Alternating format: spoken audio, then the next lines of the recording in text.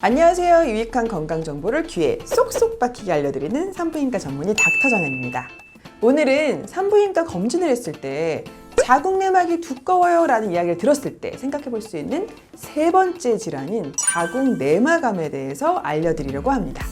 자궁 내막이란 자궁 내 공간을 덮고 있는 조직으로 생리할 때 떨어져 나오는 부분인데요. 이곳에 발생하는 암을 자궁 내막암이라고 하는 겁니다. 자궁 내막암의 원인의 대부분은 에스트로겐이라는 여성 호르몬 때문에 생깁니다. 에스트로겐에 노출된 기간이 길거나 노출량이 많은 경우에 황체 형성이 되지 않고 프로게스테론이라는 호르몬이 분비되지 않아서 에스트로겐에 의해서 지속적으로 자극을 받아서 자궁 내막이 증식되는 것으로 생각이 됩니다. 그래서 자궁 내막암 환자는 출산 경험이 없는 경우가 많고 배란이 잘 안 되는 경우가 많습니다. 또 비만증 환자들에게서 자궁 내막암 발생이 흔한 이유가 비만이면 지방이 많잖아요. 이 지방에서 에스트로겐이 생성하기 때문에 혈중 에스트로겐이 높기 때문입니다. 자궁 내막암의 다른 위험 요인으로는 한 번도 출산하지 않은 경우, 이른 초경, 늦은 폐경, 비만, 그리고 오랜 기간 프로게스틴을 함유하지 않은 에스트로겐 보충요법을 한 경우 등이 있습니다.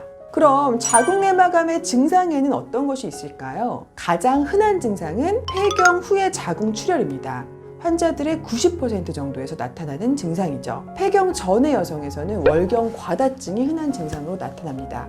그러니까 나올 때가 아닌데 출혈이 있다. 그럴 때는 그냥 지나치지 마시고 산부인과에 방문하셔서 꼭 검사를 받으시면 좋겠어요. 특히 폐경 여성에서 질출혈이 있는 경우에는 반드시 자궁 내막암의 가능성을 염두에 두고 진찰을 받으셔야 합니다. 비만, 당뇨, 출산 경험이 없는 폐경 전인 젊은 여성들도 자궁 내막암의 가족력이 있거나 자궁 내막암의 위험 요인을 가지고 있는 경우에는 생리 과다 혹은 불규칙한 자궁 출혈이 있을 때는 자궁 내막암의 가능성을 염두에 두셔야 합니다.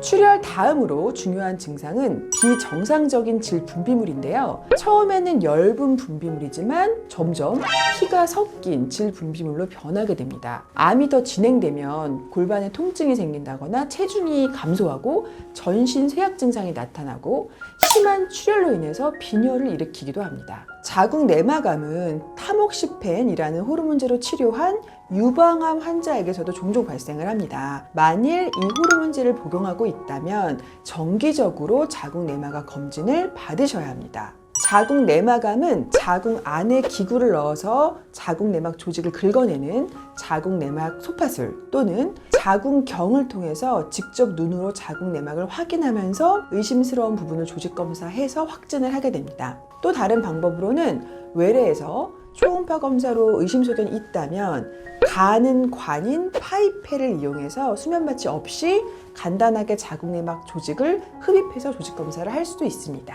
자궁 내막암이 발견됐다면 수술을 우선하게 되는데요. 수술은 자궁 적출술, 그리고 양측 난소 절제술을 같이 시행합니다. 그리고 골반에 있는 림프절도 절제를 같이 해서 수술 후에 자궁 내막암이 몇 개인지 병기를 판단하고 그에 따라서 수술 후에 방사선 치료를 할지 항암 치료를 할지 계획을 하게 됩니다. 그렇다면 자궁 내막암은 어떻게 예방해야 할까요? 에스트로겐이 너무 많아지지 않도록 조심하는 것이 좋은데, 예를 들면 에스트로겐 성분이 많이 들어가 있는 약이나 식품을 너무 많이 먹지 마시고요. 그리고 아까 말씀드렸지만 지방에서 에스트로겐이 나오기 때문에 비만이신 분들은 체중을 조절하셔야 합니다. 또 출산 경험이 없는 여성들은 정기적인 부인과 검진을 꼭 받으시길 바랍니다. 오늘은 자궁 내막이 두꺼울 때 의심할 수 있는 질환 세 번째, 자궁 내막암에 대해서 알려드렸습니다. 그럼 저는 다음 주 월요일에 더 좋은 의학 정보를 가지고 찾아올게요. 안녕!